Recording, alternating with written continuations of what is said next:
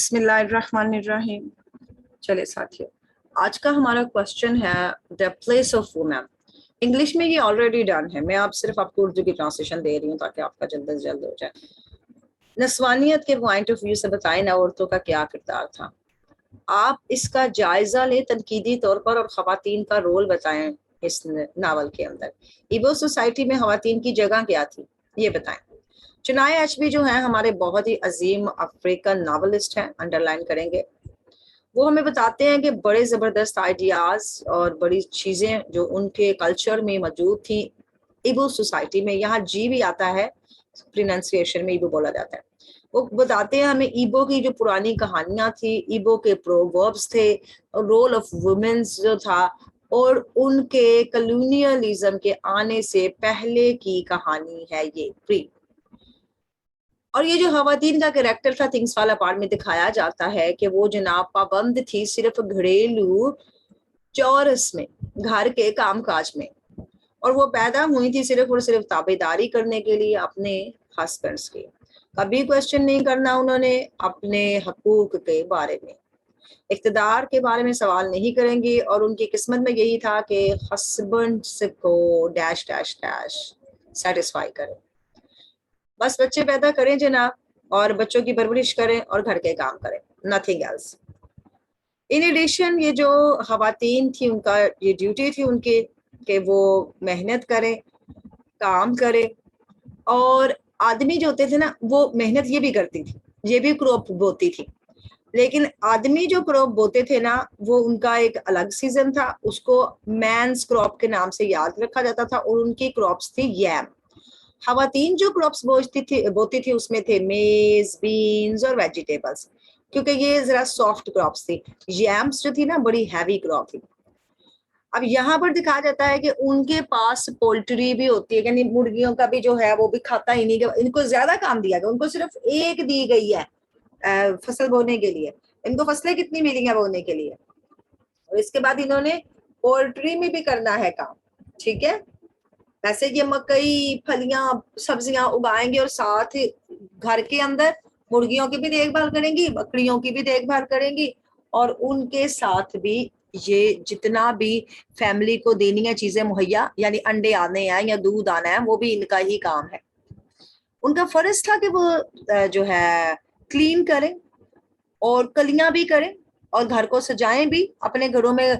उन्होंने ये जो पेंट शेंट है खुद करना है, घर की सफाई खुद करनी है, घर की डेकोरेशन खुद करनी है। और अगर कोई मौका आ जाता है, जैसे कोई इनके मेले शेले आ जाते हैं, कोई सालाना सरगर्मियां भी अगर आ जाती हैं, तब भी उन्होंने सजाना, आदमी ने एक तिनका भी नहीं उठा कर इधर से उधर रखना। वो जनाब जाती हैं मार्केट भी, और वहां से सौदा सलफ भी लाती हैं घर के लिए, और ये भी उनकी जिनास खरीदना भी उनकी जिम्मेदारी है। खवातीन को बिल्कुल इजाजत नहीं थी कि वो घर से बाहर निकले और अपने कबीले की किसी भी मीटिंग में जाके कोई बात बोले। ये क्लियर था, it was clear from the way the crowd stood. अगर कोई वहां पर मजमा लगा होता तो उसे क्लियर किया जाता, या बैठा होता तो सेरेमनी वगैरह होती, तो वो सिर्फ और सिर्फ आदमियों के लिए थी, औरतों का दाखिला ममनू था। यहाँ पर बहुत सी ऐसी खवातीन थी, लेकिन वो देख लेती थी, गांव में लोगों को देख लेती थी, और फिर उनको पता होता था कि हमारी फ्रिंजेस कहाँ पर है, आउटसाइडर्स है ये अगर, तो इसके साथ हमारे कहाँ तक हदूद हैं, हमने बिल्कुल इसके पास से नहीं गुजरना, साइड से हो जाना। उनको बिल्कुल भी बुलाया नहीं जाता था कि वो आए या रहें और आदमियों के साथ किसी किस्म की डिस्कशन में एंगेज हों, नहीं।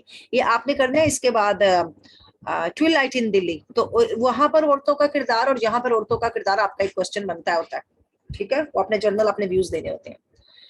वो बिल्कुल भी जो थी ना फॉर्म पार्ट, हिस्सा बिल्कुल भी नहीं रही थी, उनको बिल्कुल भी हिस्सा समझा ही नहीं जाता था कि वो इन निकाब पोश रक्सों में आए।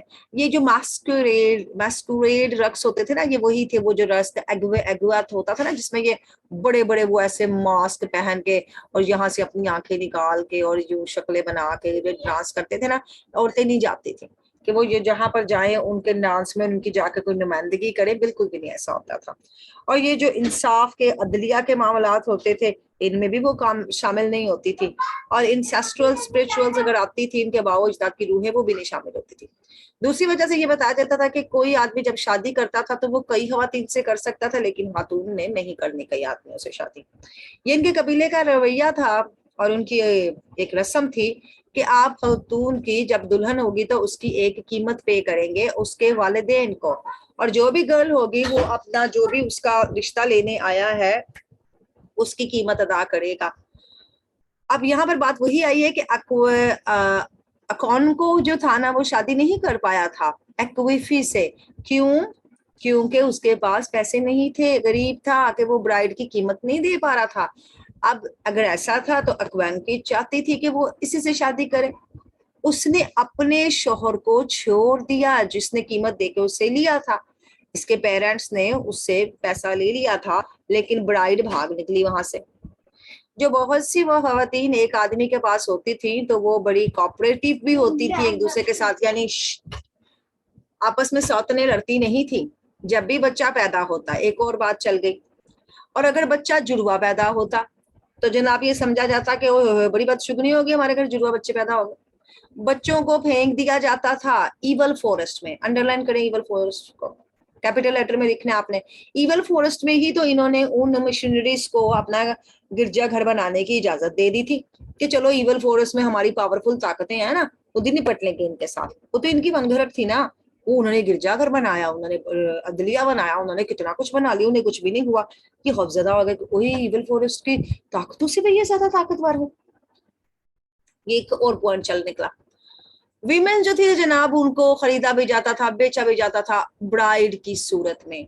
और बहुत सी ये थे कॉवरीज शेल्स। कॉवरीज शेल्स की मैंने आपको कहा था पिक्चर्स ले लें, उनके लिए कीमत का ये था, कीमत उनकी ये थी कॉवरीज के शेल्स। वो ताबेदार होती थी, अपने हस्बैंड के हुक्म की फर्माबरदार होती थी, सारी जिंदगी उसने ऐसे ही गुजारनी है। जेंडर अगर देखते हैं हम उनका, अगर हम देखते हैं कि वो औरत है या मर्द है और रेसियल है, किस किस्म की वो है, लेकिन ईबो सोसाइटी में से वो बिल्कुल सेग्रीगेशंस कर दिया था, खवातीन को अलग कर दिया था। ईबो सोसाइटी ने खवातीन का कोई काम नहीं रखा हुआ था वहां पर। मैम ये उनकी शुरू में इसके माशी स्पेलिंग 2 दफा ये नहीं आए, किसके ये इग्बो के। सेग्रीगेशन? हाँ वो जी नहीं वाली नहीं, है ना। इग्बो। हाँ वो ये वाले स्पेलिंग आपने लिख लिया, असली ये है, असली ये है। वहां ठीक पर है, वो मैं शुरू में ये नहीं नहीं आए। नहीं वहां जी नहीं ना आया, इसलिए मैंने आपको बताया कि वहां जी नहीं आया, आपने जी डालना है। अब वहां पर उन्हें बिल्कुल अलग रखा गया था, उनका माशी कोई ताउन नहीं होता था, बस शादी के अंदर उनको कर दिया जाता था और उनसे वसूल कर ली जाती थी कीमत। ये जो रस्मों रिवाज थे ना, ये एक्सचेंज होते थे, तबादला करते थे उस दायरा कार का जो खवातीन के गिर्द घूमता था। यानी अगर मर भी गई है ना खातून तो चलो जी मायके वाले जाएंगे, मायके के गांव में जाके से दफनाओ। कोई मुश्किल आई है तो मायके में जाओ, मायके से जाके लेके आओ। कोई प्रॉब्लम जैसे ओकोंको को आई थी, माँ के गाँव गया था, मुश्किल के वक्त मायके को और खुशी के वक्त ससुराल को, ये चल रहा था सिस्टम, ये इनका सर्कुलेशन था। अगर खातून मर जाती और बहुत सालों की सर्विस उसने की होती अपने शोहर की, लेकिन जिनाजा वापस भेज दिया जाता था उसके अबाही गांव में कि उसके बहन भाई उसे दफन करे, हम नहीं दफन करने वाले। कांको की माँ की भी डेड बॉडी जो थी वो वापस कर दी गई थी आफ्टर 30 ईयर्स। 30 साल उसने खिदमत की बीवी बच्चे अपने शोहर और बच्चों की, मरने के बाद उसे वापस भेज दिया गया। और कांको ने तलाश की अपनी महाजराना हैसियत। जब ये हिजरत करके गया तो ये भी माँ के गांव गया। ये ड्यूटी थी जनाब उसके बहन भाइयों की कि वो माँ के मरने के बाद उसका बड़ा अच्छा ब्यूरल करे, कफन दफन हर चीज खुद करे, और बाद में अगर कोई मुश्किल आ जाती है तो अपने जो है ना बहन के बच्चों की भी हिदमतें करते फिरे। जेंडर की पोजीशन जो जमूफिया में थी ना, उसका जो बनावट बनी हुई थी उसका यही चक्कर सारा चल रहा था कि ये उनके मकामी लोग जो थे ना, उनके स्पेशल ऑर्गेनाइजेशंस, मकामी जो उनके लोग थे वो इस पे बड़ा सख्ती से अमल करते थे। आदमी रहता था अपनी ही एक मदार में, उसकी अपनी ही एक ऑबिज होती थी, अपनी वैल्यू होती थी। जहाँ की औरतें जो थी वो देखती थी उनको, और जब वो पूछती थी कुछ तो वो उनको सिर्फ और सिर्फ कहता था कि तुमने अपनी छोटी सी झोंपड़ी को ही अपनी दुनिया मानना है। इन्हीं कबाइल के मुताबिक, इनके असूलों के मुताबिक, इनके जो रेगुलेशंस थे, सारे जो इनके रूल्स एंड रेगुलेशंस असूल चल रहे थे, कबाइल इजाजत देता था कि बेगम की भैंटी लगा दो, इजाजत है हमारी तरफ से। नावल के दौरान जब अकोंको मारता है अपनी दूसरी बीवी को, और जब जनाब वो आती है घर से क्योंकि उसने खाना नहीं पकाया आता अपने हस्बैंड के लिए, फिर वो उसकी पिटाई करता है, इतनी बुरी तरीके से पिटाई करता है कि फिर उसको सजा दी जाती है मौलवी और पादरी जो भी इनके होते हैं उसकी तरफ से, क्योंकि उसने अपनी बेगम को मारा है जनाब खफ्ताए अमन में।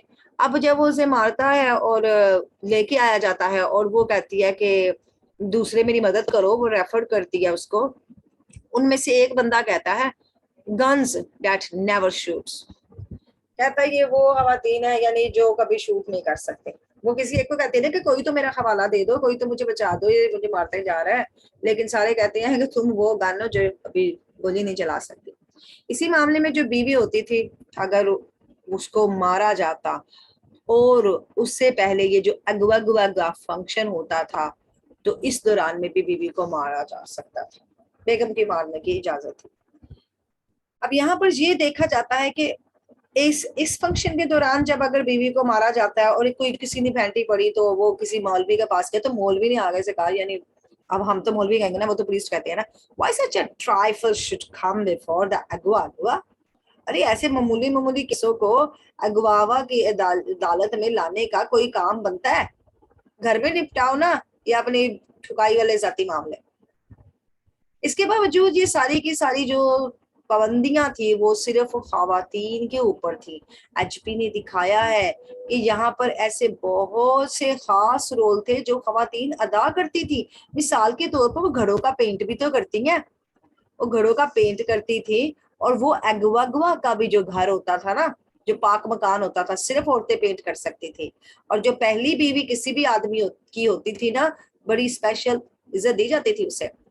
थिंग्स फॉल अपार्ट में दिखाया गया जनाब, ये जब पाम वाइन की एक सेरेमनी होती है, तो एक्वेबिस की जो उबी होती है, यानी उसकी जो सैनी होती है, एक उसकी जो पहली बीवी होती है, वो क्या करती है, लेट हो जाती है, मगर पार्टी शुरू नहीं की जाती।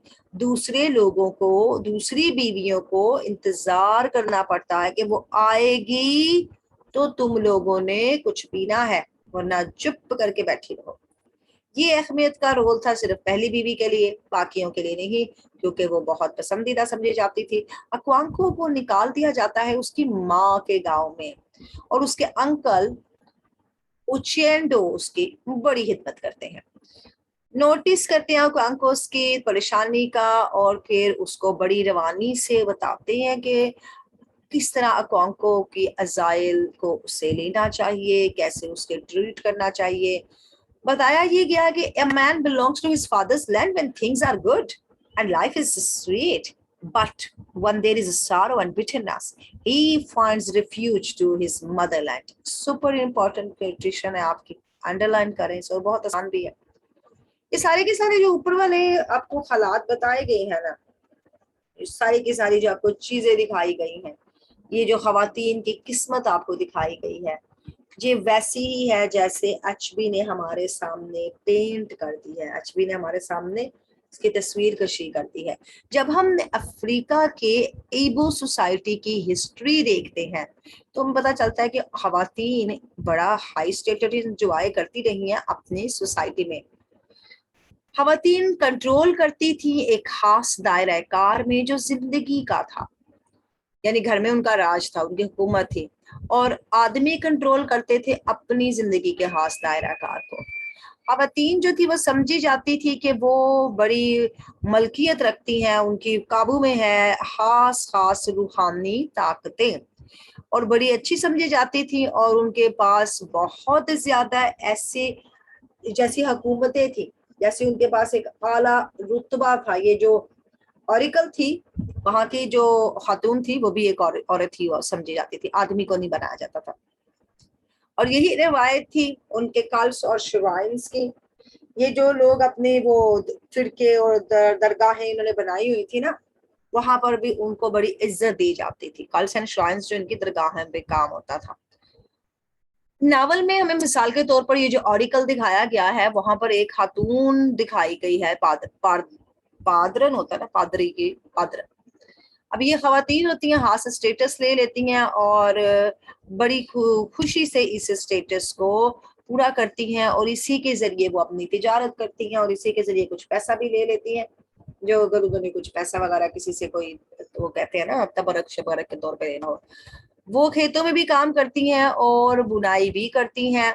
लेकिन जो यंग एज से लेके एक औरत शुरू करती है काम करना, फिर माँ के तौर पर घर में और फिर फार्म में, फिर मार्केट में, जब बुढ़ी हो जाती है तो फिर वो सीखती है तजुर्बात से कि वो कितनी मेहनती है, शादी में उसने कितनी मेहनत की है, घर के अफराद की उसने कितनी खिदमत की है, उसने कितना एक खास ताल्लुक कायम किया है खातून होने के नाते, फिर वो सोसाइटी में आगे बढ़ती है।